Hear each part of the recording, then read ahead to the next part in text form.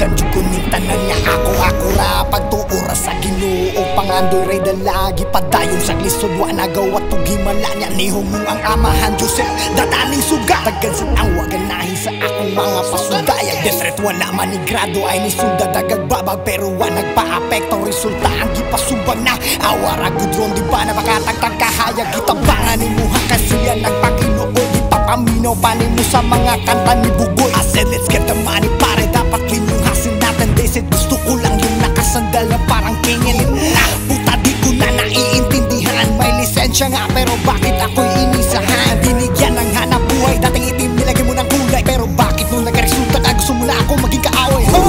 hindi kalimutan na pwede ka masayap ko kung isang tinulog basta kaysa daw wala so nasabta kami ng gutong karon di na pwede mo kuyog tubuog sinutang akong gisugal way lamang puro seryoso may nang naibugal-bugal pugamay kayang kinabuhi na tumubura nako'y Ginoo pro alas ako baraha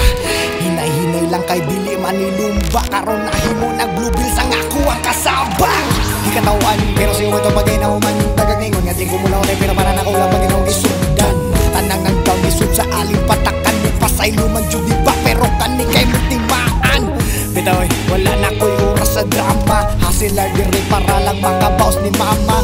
ha? Bisik flow ta? Gamay? Pero kung ikaw ng gamay kay makapuling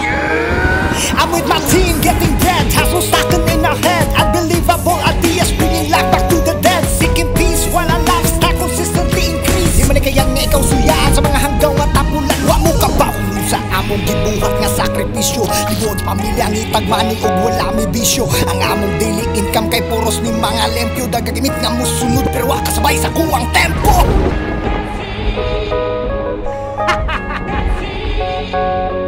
Sleep ka? Ha?